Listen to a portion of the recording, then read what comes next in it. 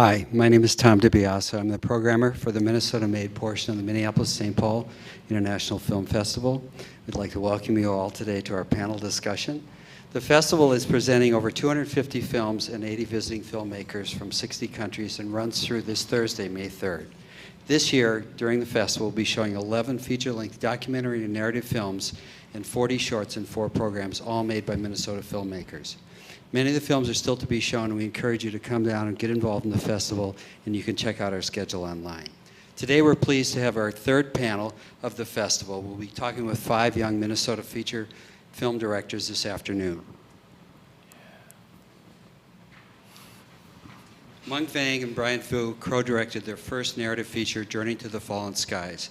This is a powerful and emotional film about what it means to be human and to confront death. Shot in Thailand, this beautifully photographed film raises the great themes of family, duty, love, and desire by probing the complicated territory between a son and his father. Each has previously directed short films including U-Tune and The Stranger. Susan Marks' first feature documentary of Dolls and Murders. This film is an engaging documentary that explores our cultural obsession with murder through a haunting collection of dollhouse crime scenes, access to world-famous homicide detectives and CSI, plus a trip to the body farm. John Waters narrates this film with a pitch-perfect tone that reflects our culture's macabre fascination with murder. She has previously directed short films, including The Betty Mystique, about branding icon Betty Crocker. Stephen Gorowitz's first narrative feature is Marvin, Seth, and Stanley. Fathers and sons competing with each other in cars is as an American experience as anything that can be imagined. This smartly written and constructed film is a serious comedy of failure, deceit, and stilted emotions that is a character study of a family that can't stand to admit it, they need one another. He previously directed Friday Night, a comedic short film which was shown here at last year's festival.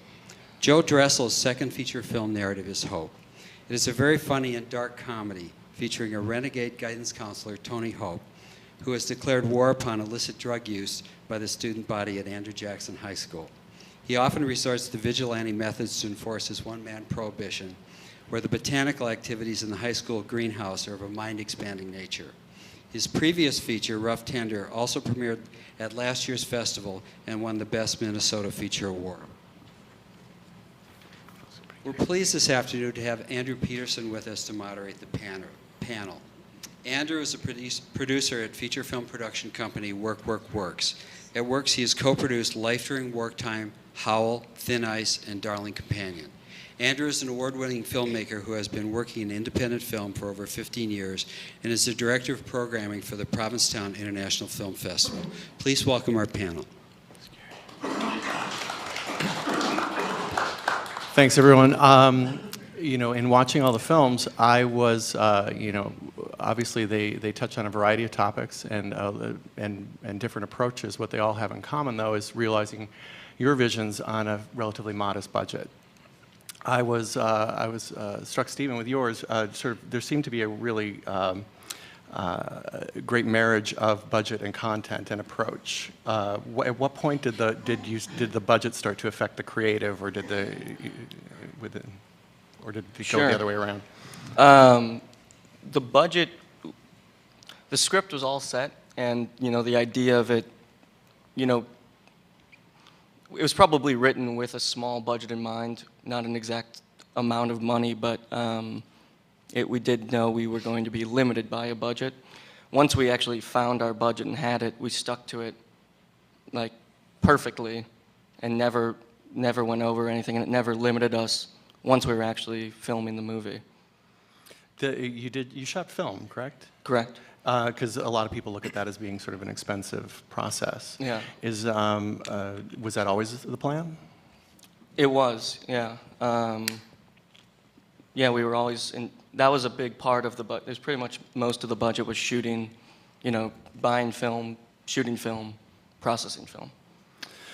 Was it your short film education, maybe? I'm thinking that maybe that helped inform what you could and couldn't do on this level, because making a feature is always difficult, and a lot of times you're racing to fit content in, and you can't really explore character, and you spend your time exploring character. Sure.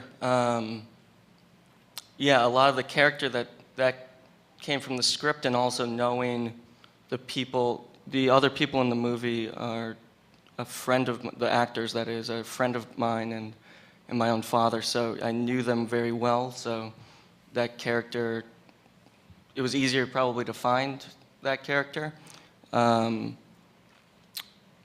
what was the first part of your question? I went to the second part. It's mostly about just curious about how budget really informed the process. Oh, you asked about short films and as the well. short films, the lessons that come from that. Right. Yeah, I mean any experience helped inform this movie and what we were able to do on it. But we were also trying to do very different things tonally and stylistically on this movie, opposed to things that we were doing, we being the group of people I work with, doing earlier with short films. So it was, we like to think a leap forward in what we were doing and trying to do, and it came out, I think, really closely to what we were trying to do. And that was something that was loose enough to explore character over story, and not push a narrative too aggressively throughout the movie. Am I right to think then that you didn't really spend a lot of the production process struggling with budget or issues? I never remember talking about the budget once we had our budget, and once we started shooting, that's just what we did. And it was a very simple shoot. Mm-hmm. Like we just never really had that a struggle with budget, and we like working with a small budget. This was a big budget, the way we looked at it, to what we're used to doing. But I like working with a very small budget, mm-hmm. and a small group of people. Yeah, it contrasted with Mung and Brian with your film. Obviously, the shooting abroad must have had a lot of challenges, and it was how did you make that happen on this budget? As far as the budget goes? Yeah, Okay. just the production challenges. How did you make it happen? Well, first of all, we were fortunate enough to get a grant from the Jerome Foundation, so that really helped kickstart our project. And we weren't sure if we were going to obviously get it or not, but we sat down with the idea of go ahead and doing something together, and hopefully pulling it off. But once we got the grant, then of course it made everything much more possible. And it was just a matter of course, they didn't take care of everything. Shooting overseas is a challenge in itself, let alone the financial restraints, and also resources and supplies and what have you, and the people power too. So definitely it was a challenge, but I felt like we had enough to get out there. Getting back was a little challenging, but we figured we got enough to get out there, do our thing, shoot our film, and then. And the rest we would have to kind of scrape up for post once we got back to the States, and we were fortunate enough to, make everything work at the end. So very small, but I think it gave us enough to go with as far as getting the grant, and that really made a big difference, I think, for us. But I mean, I don't think I'm alone in thinking, when I think of shooting abroad, I think of millions of dollars. And a grant is fantastic, but it's still not millions. Did you have a connection to the local filmmaking community there, or were you working on your own? yeah, we actually have a filmmaker friend who's gone out there many times. I mean, several times for the last decade, and he had some connections, so we hooked up with them.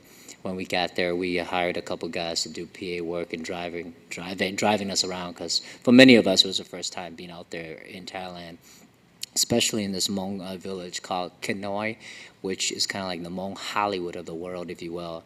Every year, there's got to be at least 50, 60, close to 100 movies that are made out there in the Hmong community. And so we kind of stuck around that area, and so fortunately, we had some resources out there, had actors and actresses out there. So most of the actors and actresses in the film that we shot in Thailand are from there. The only person we brought aboard with us was Wa, the lead actor who played Ling. Otherwise, everyone else in Thailand were all from there, and they were very experienced actors and actresses already. So that really helped. I assumed that shooting abroad would be the biggest challenge, but it sounds like it might not have been. What was? want to talk about the technical stuff? Yeah, I think the biggest challenge for us in this film, I think, is the technical, the technical aspects of the film. We were traveling abroad, and we knew we couldn't bring that many equipments, or we didn't have the budget to bring what we liked over there, and so we kind of, in one sense, we used that to our advantage, and because due to our story, the theme of our story, it felt right to shoot it handheld without a tripod. So, just number one, just going there, but even without a tripod, you would think half the time people won't even shoot a movie without a tripod, and we went in this knowing that we're not going to use the tripod, we're not going to have any lights, we're not going to have anything that we're used to here. So we went in there open-minded, and we were ready to use whatever we, could get our hands on. Even like outlet, we have to get adapters to even use the outlet over there. And so it was a challenge, but I think it worked in our favor because of the theme of the film and what we were doing. I think it really worked in our favor. Mm-hmm. Did you go there with a plan as far as how to address those problems, or did you sort of land and hope for the best? Right. I think in terms of all the technical questions and concerns that we had, we kind of went in there with a plan. I think being that it's our first time there, a lot of us didn't know what to expect in terms of location, actors, even on top of that, just pricing, budgeting, because everywhere that we shot, we had to pay landowners. Like it's not like here where we have to get permits and license to shoot at a location. It's more so we had to talk directly to the owners and pay them the amount that they would want. And so we were very cautious to if we're going to get cheated or, but so I think that we weren't prepared for it, but everything else technically and about the film, I think we were kind of ready, and we knew what we were going to do. So did you have a local liaison that sort of helped you bridge those things? And if so, what point did you bring him or her in? Right, we did. He's also kind of our driver, and again, what Brian said, we got hooked up with him through a Hmong filmmaker here who did a bunch of film with these guys, and so he was with us about almost 24/7. And everywhere we went, we were just asking him, hey, this is the location that we need, or this is what we need. And he'll take us directly to places, people, or product, or whatever props that we needed. And we were just asking, well, how do you guys do in the past? How much will you pay this person to use this property, or how much will you pay this actor? And he will, right off the bat, tell us what we need to know, and at the same time, hopefully not cheat us. I don't think we got cheated. At least we don't think we did. A lot with the location scouting is usually part of pre-production. Was that really married with production, or did you have time to do that sort of prep prior to shooting? Yeah, we did. We spent about a week just scouting, because when I wrote the script before going out there, obviously I had never been out there since I was 7 when I came to the States, and so I had watched a lot of Hmong movies, other movies that were made around there, so I had some ideas, but not quite exactly either. So when we wrote the script, we were just writing in the dark, literally picturing this, picturing that. So when we got there, we did spend about a week adjusting, modifying the script and modifying the locations. So we spent about a week searching for locations, searching for actors, actresses, and so forth. And then I think we shot in 3 weeks, and then we even had a few days left over to just kind of do some pickups and do a little sightseeing. I do want to just add one more thing to what Brian was saying. And because we're very fortunate to have that liaison, and every time we asked him for something, and he would just, for example, if it was a distant location, he would just tell us, hey, you guys just need to trust me. I know you will like this place because every filmmakers that I have worked with who has gone to this place shot at this location. So you guys just need to trust me, because I don't want to, a lot of times we would ask him to drive us to that location so we can scout it. But in some cases, like for example, for those of you who've seen the movie, there's a shot of the two characters up on like the tallest cliff. Like that location took us, I think it was an hour drive, correct me if I'm wrong, and then it took us another hour or two to just get up there by foot. So, when we got up there, it was just perfect. It was just gorgeous. So, But before that location, we had spent a whole day going to a different location, thinking that would be the ideal location. We got there, it was overcast, and we didn't get quite the sunset that we wanted in the movie. And so the second location gave us that, and so we were fortunate. So it's, it wasn't always perfect, but we had some hit and misses. But overall, I think it worked really well. So. Yeah. And I'm not forgetting you, Susan. I'm getting to you 1 second. Joe, logistics sort of leads me to some. I wanted to jump to you for a second because in some ways, your film is.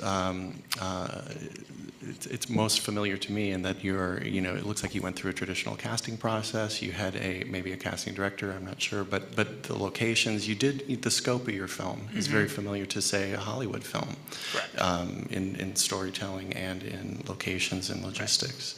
How did you manage that on this budget? I mean, that's...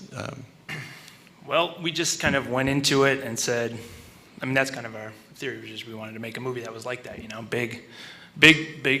big movie on a small budget. The casting process, basically once we had Charles down, who is the lead character, kind of fell from there, and I had my co-producer Chris, who is an actor himself. He does improv stuff around town and has also been in a lot of my other movies. He knows a lot of people, and we just kind of worked and brought in friends that we knew and people that would kind of fit the part for that stuff. And so casting was kind of easy, and we still were able to ask for favors on that level because most of everyone was friends. So we were able to get away with basically no budget for the cast because no one's really union. We don't have to deal with any of that kind of stuff. So everyone's kind of coming and doing it in kind. The other thing is crew and everyone from a crew standpoint. That's what Minnesota is great for. We have a really hungry kind of community that loves making films. So they're willing to come out and spend their weekends just shooting films. The only way we were really able to accomplish this kind of piece on this limited of a budget was because we shot in kind of one location, because the movie is kind of a chamber piece in that way. We only have to be at one place for like 4 weekends, and you can basically shoot out a movie in that amount of time because you can send your gaffers and your crew members down throughout the areas, and while you're shooting one scene, they can be lighting the other ones, and it kind of works really well in that way. Well, that's really smart as far as keeping it all tight in one location. Did you keep budget in mind when the script was being written? Or nope. Basically, the script just kind of was there, and then once we're kind of irresponsible in that way because we just kind of got money and went, oh, let's just make this movie and see what happens. So we knew that we had a limited budget, but at the same time, we just went into it guns a-blazing and tried to get done what we wanted to get done. Everyone we were kind of working with has some ingenuity about them, so we were able to kind of solve problems when they arose, and then just kind of hope for the best, I guess, in those terms. So. Did you find you yourself adjusting the script? I'm thinking of locations during the process, at some point during the process to address budget issues? Yeah, the one thing in doing this film that we had to keep in mind is that we had to be open to adjusting and just adapting in general. And adaptation is very important when you're talking about shooting a low-budget film because you don't know, and you can't. There's certain things that are out of your control because you can't pay for things. So the good thing is, like, we did save a bunch of money. We knew it was a high school that we had gone to, me and my co-producer. It's where we'd met in high school. And so we had the inn there, so we were able to get that for really cheap. And then everything else kind of looking for deals here and there, and we were able to do that. Kind of went off on a weird tangent. Can you tell me what that if during the process you started to adjust things to address budget issues? Yeah. That's where I was going. Okay. So once, if anything kind of rose up, we just kind of decided, we kind of figured it out there, what we could do to solve that problem. For instance, the ending was a lot more elaborate. The fight was supposed to take place all throughout the school. We kind of condensed that just because of time thing. I'm talking as if people have seen it, so hopefully some of you have seen it.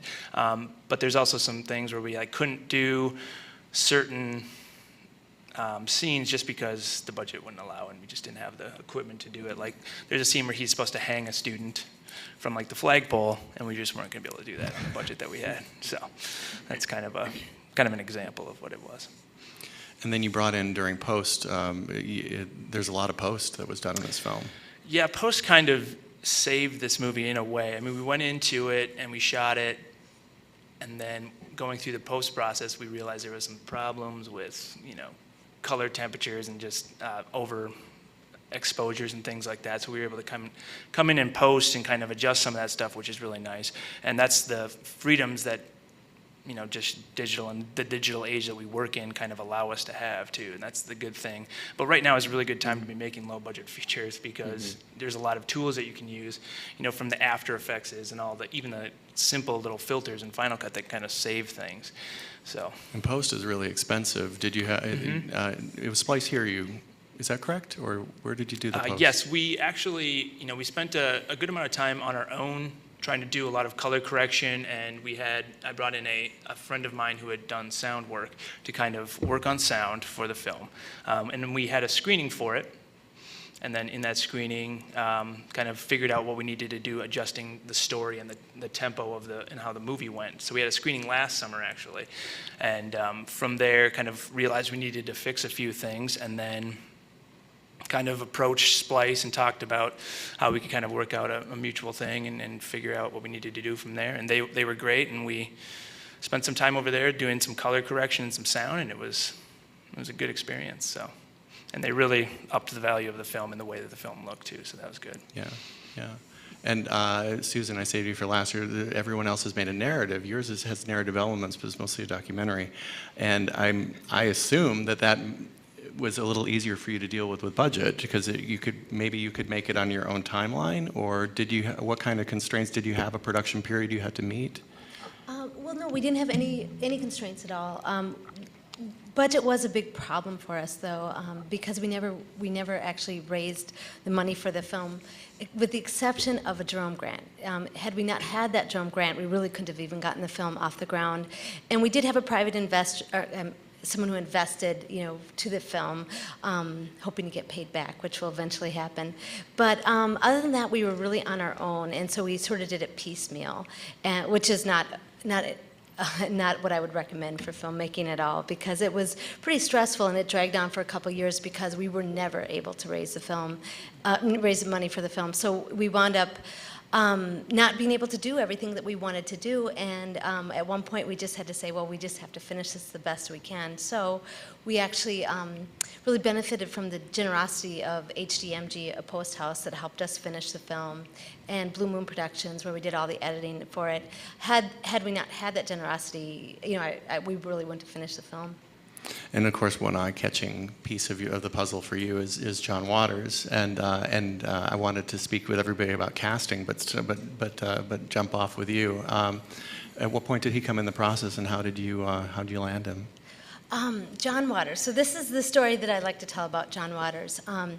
John Waters and I like to have brunch together as much as possible. We're good friends, and we get together, you know, every Sunday that we can. And he often talks to me about wanting to be a part of my projects. And I always say to him, you know, you've got your projects, I've got my projects. You know, we're both doing okay on our own, but it's hard to say no to John Waters. So he really pushed to be a part of my film, and so eventually I acquiesced and let him be the narrator of my film. The reason why I like to tell this story is because it's a much better story than what really happened. And that is, I called him up and asked him to be a part of our film, and he said yes. And the reason why we chose him and asked him to be a part of it is because he's John Waters, and he is from Baltimore, and the subject of our film is from Baltimore. He is a true crime aficionado, knows all about the nutshell studies of unexplained death, which is the subject of our film. And he loves them and wanted to be a part of it. So we are so glad he said yes, because we never, ever had anyone else in mind.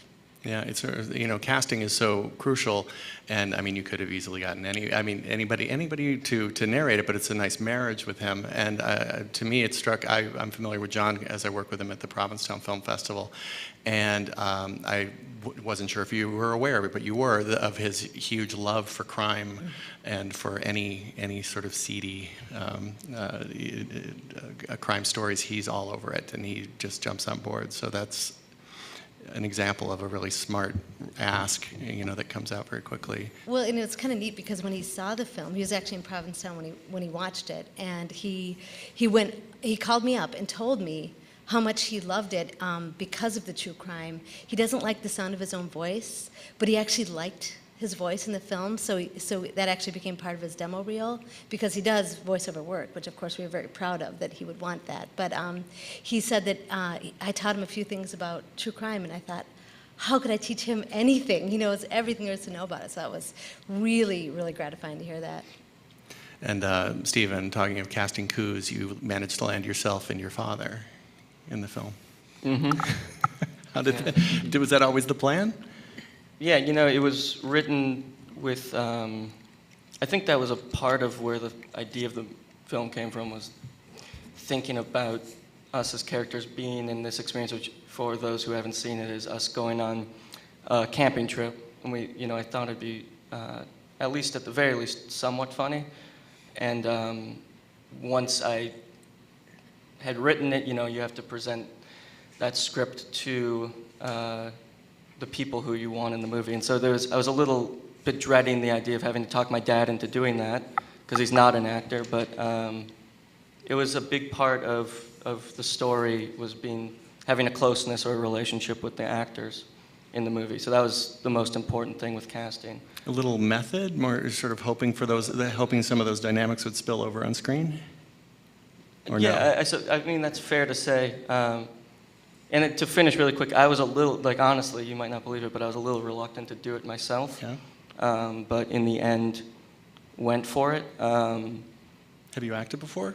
A little bit, but not enough to be comfortable. I wasn't fully confident about it, and then also directing at the same time was a little bit intimidating, but it worked out and everything. But the method, or if we were looking for those moments, sure, I guess that's fair to say. Well, there's a naturalism that comes across and an ease with everybody on screen, and I wonder, I attribute some of that to just how familiar you are with each other in real life. Right, yeah, and everything we were doing production-wise was aimed at making the experience pretty natural for those involved, down to shooting the film in order, chronologically. So we were able to adapt everything to what we were doing, as opposed to adapting us as the actors to what the crew was doing or trying to do. And I think you do a great job, so I'm not saying this. Would you recommend anybody, after having directed and starred in your movie, would you recommend it to anybody? Yeah, a lot of people have done it before me much better, but yeah, I don't see why not. It made it enabled us to keep it as intimate as we wanted to, yeah, I thought it went well. I don't know. It's a great time with it. It's a huge challenge, I think, just to be able to be objective about Didn't yourself. do much direct. I'm in the movie a lot, but I didn't do much directing of the movie. You find yourself relying on the cinematographer somewhat? A lot, yeah. I've worked with him. His name's Adam Ginsberg. I've worked with him for, I've known him since we were very young. A lot of trust in letting him do what he wants to do, or thinks is appropriate. And then before making the movie, we're talking every day for long periods of time about what we're aiming to do. So he pretty much knows exactly what I'm looking for when we're on set, so we don't talk too much about the technical side of things. And if he were to make a decision that he didn't bring up to me, I encourage that. I don't want to know every decision that's going to be made, because I want it to be a complete collaboration with him. It seems to me and with everybody. Yeah. Collaboration is key for everything, production design all the way down. I mean, every editor.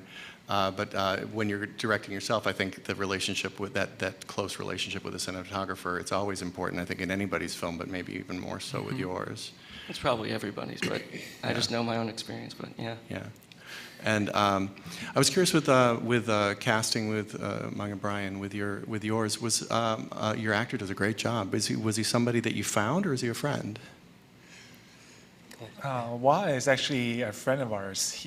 He started doing acting here in Minnesota, and then he actually went out to Thailand with our other filmmaker friend, a Hmong filmmaker friend, who directed the film. And then he made that his first feature out in Thailand. And he came back and he went out to Hollywood So he actually did a few short films out there and got into a few Hollywood films as extras or small cameo roles and whatnot. And he was out there for 2 weeks, and then throughout all this time, we kind of kept in touch. And then he came back to Minnesota, and we're like, hey, perfect timing. Are you ready to come back to Hmong Films? So he was ready, and then we brought him in as a producer as well.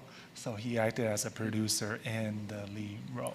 Did you write the role with him in mind, or did he come in after?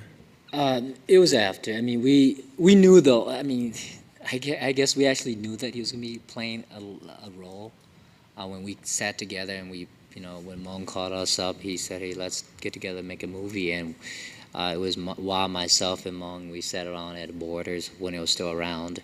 And we talked about making a feature together. So we kind of knew that Wa would be playing the lead. We just didn't know what character he was playing because we didn't have a storyline yet. So in a way, we did write it with him in mind because he had been out there before too. And he had also, experienced the death of his father as well. So we knew that he would have kind of a closeness to the character. But at the same time, when I was writing it, I couldn't even picture him at times either, I have to be honest. It was hard for me to picture exactly him going through the roles. It was more like, okay, here's the character, and these are the scenes.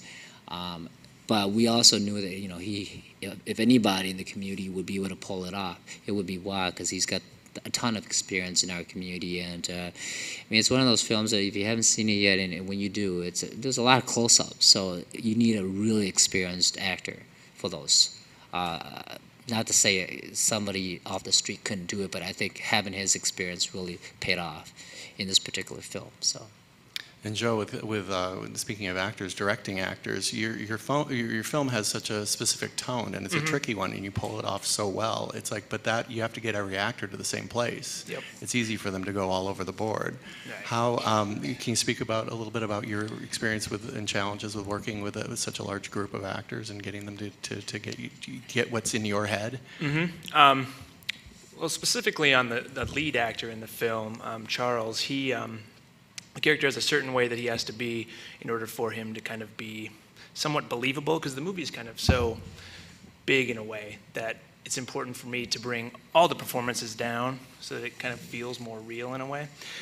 Charles has instincts like every actor does, so it's important to allow those instincts to be there, but also know when to control them and to bring them back. So we had to play a lot with that with Charles. He had some instincts that were right, but then he also had some that weren't. And we worked a lot together in the beginning, even before even going into shooting, on how his character was going to be, because his character is very important, because the movie is basically on him the whole time. The camera's on him almost the entire movie, so he needs to be the way he is always. So we worked really hard with him, went through multiple stages of just figuring out how fast he was going to talk and how deadpan he was going to be, and that kind of a deal. And that led to the darkness of the movie. If that's kind of the thing with Hope, is that it's a very dark movie. It's a comedy too, but it's the dark comedy kind of thing. So as long as he was kind of crazy, had this fast-speaking pattern, and you could feel the neurosis come from him, but still it wasn't like this over-the-top neurosis. I felt like we were doing our job right. So that was nice, and it's really fun to work with someone that is moldable like that. Like Charles has just worked on a lot of things around town, so it was fun to be able to work with someone that was able to just grasp onto what you were saying and kind of go from there. And also Hugh Kennedy, who was he's kind of the bad guy, and he's a young actor from around town. He does stuff at the Guthrie, and I think at the Jungle. He was also very fun to work with too, because he's kind of young as well. So he's green and he's not green, but you can work with him a lot, and he's really looking for direction and stuff like that. And I like working with actors that want to be directed, and that's one of the fun things for me. And we'll open this up for questions in a second. Susan, I was with how did this story come to you? Well, I'm curious about, it's got these crime elements, and it's got and it's got some real life stories. You're working on a couple different tracks. What was the inspiration? Well, I often say that I believe that the story found me, and I think a lot of people feel that way. And I wasn't actually that interested in true crime or anything like that. And then I heard about the nutshell studies of unexplained death. And for those of you who don't know what it is, they are dollhouse crime scenes that are used to help detectives to be better at what they do, to hone their investigative skills. They were made in the 1930s and 40s, and yet they're still used today to help train detectives. And so when I heard about them, I thought, well, we have all this high-tech forensic sort of technology on our side, so why would this still be a viable way to teach people to be better at being investigators? And it comes down to, if you observe things incorrectly, all the science in the world is not going to help you. So I thought that was so intriguing, and I thought, well, why don't I just look into making a documentary film about this? But what I didn't know was that they were not open to the public, and you couldn't just walk into the office of the chief medical examiner in Maryland and make a film. I had to go through quite a process to get in, and I basically had to prove to them that, and I'm serious, that I'm not crazy, because they get a lot of crazies in there, and so they wanted to make sure that I was legitimate. I'd made a film before, I'd written several books, and I seemed like someone who would take the topic very seriously. There was a temptation to sensationalize it and make it even really, pretty marketable. And after talking to all the people at the Office of the Chief Medical Examiner and all the hard work they do and all the detectives from the Baltimore Homicide Department, we could see how sincere they were, and so we also wanted to be sincere. I wanted to open it up for some questions from the floor. Anybody? Front? Is there a microphone? God. Working. Yeah. Okay, Andrew, I'm very curious. Aside from your individual stories, what is your response to what is Minnesota about your work? Aside from the fact that you live here and maybe your participants are from here. Why don't we just start at the end and come this way?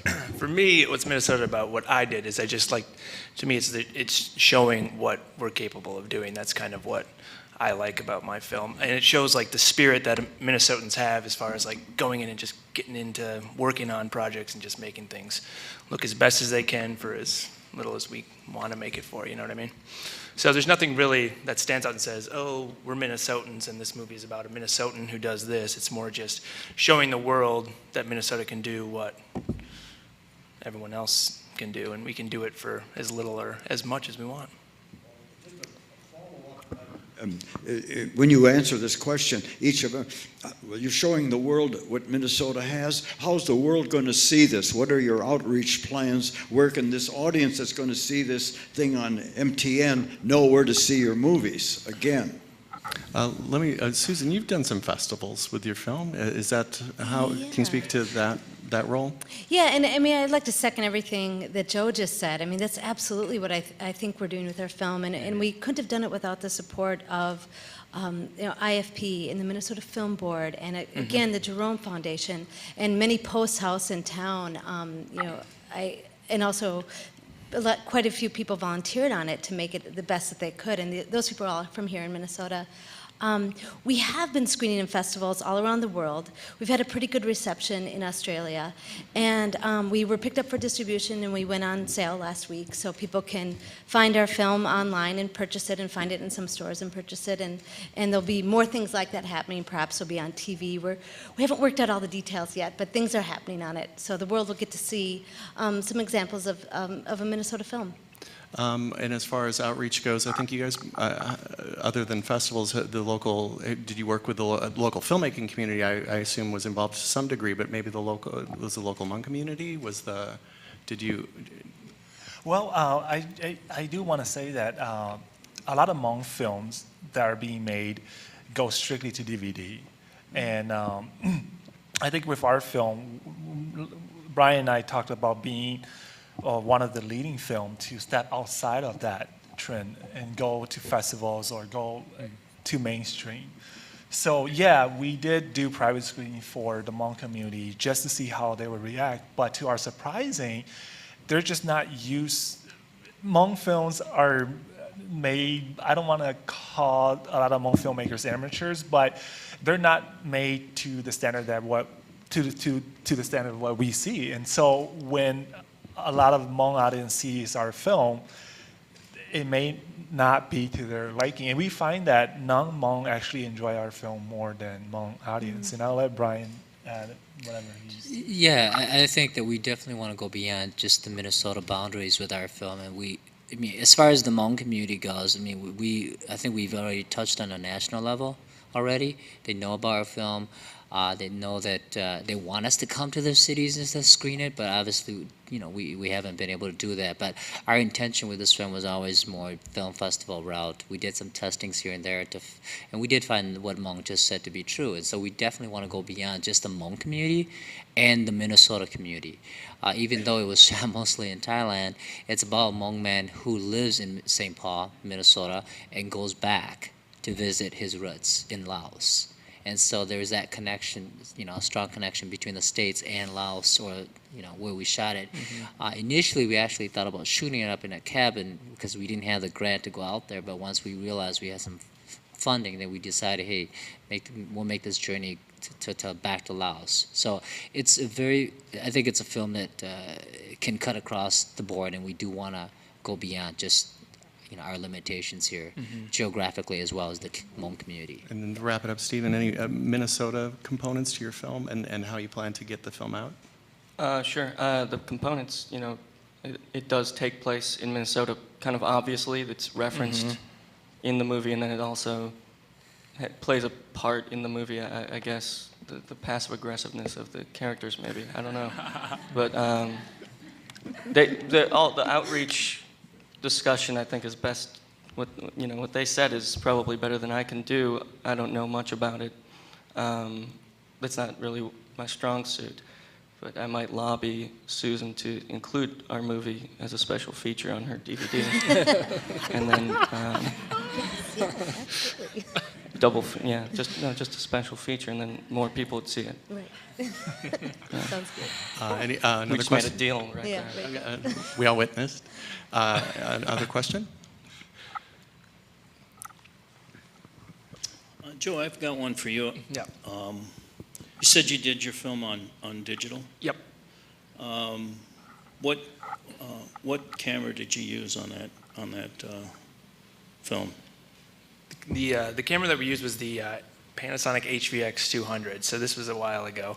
And what we used on top of that is the lettuce adapter, which allowed us to use 35mm lenses. So we were able to get kind of the film look, but was still shooting on a digital kind of way. The other question I had is, I haven't seen the movie yet, okay? Yep. Were there any dark shots taken with that HVX? Did you have to use lighting? Did you? Yep, we lit the entire thing, and we did shoot a lot of night stuff. And actually, to be completely honest, we did shoot some of the night stuff with a DSLR, but not any of the action scenes. It was more like location shots we shot at night with the DSLRs, like a Canon 5D. But it wasn't too difficult. We did have to make sure that there's lighting, though, and when you're dealing with that kind of a camera, because the camera is very noisy. So the more light you can get, the better.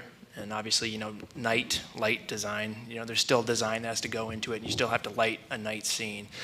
So for the most part, it worked really well. There are some things that are like really dark, and I wish we could bump it up a little bit, but you're going to get too noisy with it. So that's the one drawback, I think, to that camera especially was doing that. And then the faster the glass you have, obviously, which is the lens stuff, the faster that is, the better it is in low light situations. So just be aware of that too, and how the quality is of your lens.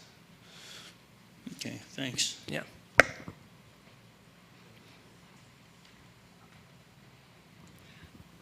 Brian, I know that you lost your father in the war, and I was wondering in your film, how much of that story has parts of you in it, and how difficult was it to write that screenplay, and did it bring up some tough memories? Thanks for the question, Jan. Yeah, I mean, definitely there's a good part of me in that film, the character going back to visit. I know most of you guys probably haven't seen it yet, but it is about a man going back to visit his father's grave, to pay tribute, respect in his, you know, dying days. I came up with this idea one night when I was laying in bed with my 2-year-old, and this was a few years back, and it dawned on me that what if I weren't around, what would I leave behind for him? What legacy could I leave for him as a 2-year-old? Maybe he'll remember me, maybe he won't. And so it just it really triggered those emotions back about who my father was, because he left when I was 2. I barely knew him. And to this day, of course, I don't have a good sense of who he is, except for stories that I hear from my mom or my sisters and siblings who all knew him. And so there was always that question of, who is my father? What was he like? And what would it be like if I got to meet him? And so all those things kind of really triggered this story for me. And yeah, absolutely, it was emotional. But because I was joking to a lot of my friends and family, I got my tears out of the way before we went out there. So I did all my crying and sobbing before then. So now when I watch it again, I still feel the emotions, but I'm able to accept it, and it's actually fulfilled my own prophecy of going out there in a way, at least on a spiritual level. So.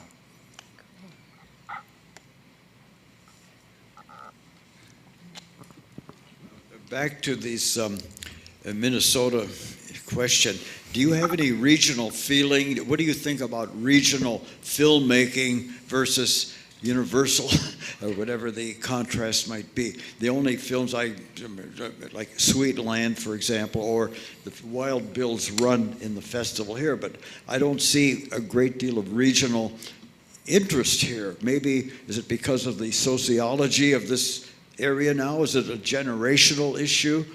I look back to the Depression area. I see very little about the Minnesota that I grew up with that was part of the so-called Minnesota experience up until the 90s. I'd like to hear your reactions to that issue of regionalism. I think regionalism is good. I think it all depends on the story, and if there's a really good story to be told, obviously from that kind of a stance, I mean, that's good. For me personally, I would do that totally, but I just haven't had the story come up that I could really delve into, what Minnesota is and like the region and where I can go and exploit and show what's going on here. I also just want to be, I think on a more universal level, and to me, right now, to get out there, I feel like I want to, push something that more people just want to watch. I don't think people don't want to watch Minnesota things or things that are about Minnesota, but it's just kind of right now, that's where my kind of stuff lands, I guess. And that, again, I don't think there's anything wrong with it for sure, but. The reason I ask that is because I know in the Pacific Coast and the Seattle area, there's a very strong regional aspect, also in the Portland area, up and down. But I don't see much of that here, but I'm curious to see, the newer generation reaction to that issue. Could I add something to that real quick? I do plan on doing a film down the road about the Hmong refugee experience of coming here to America. And Wisconsin and Minnesota has probably the largest Hmong community in the whole country. And back in the late 70s, early 80s, and even the second wave of immigrants came to Minnesota because it's a very, why Minnesota? People ask. Well, it has a good economy, and there are good things about here that we need to really I want to emphasize as well, and really throw out there between Minnesota and Wisconsin. So it's something down my pipeline as far as doing. So I do want to focus on something that's more geographically around here and touching on some of those issues and really drawing in the Midwest as well. So good question. Well, again, I feel like the film that I'm here talking about does have a fair amount of that in it. And then I have, in prior work, I feel like it has been a part of a lot of the work I've done, whether it's overtly discussing the history of Minnesota, probably not doing stuff like that, but it explores characters or people that have lived here their entire life, and how that how that made them become who they are, maybe. So yeah. And a strong sense of place in your film as well, I think. In this one, yeah, I feel there might be, yeah. Yeah. But yeah, I don't know. It sounds like there is. It felt like a character to me. It really felt like it took place in a very specific place. And is that place, is it ever named? Do you name the town? Well, we might reference the Twin Cities once, I think, and we reference up north. Yeah, so I don't know if we ever specifically say, but it's very accurate of where we are, and we don't jump all over the map, so it's accurately like Brainerd and that surrounding area.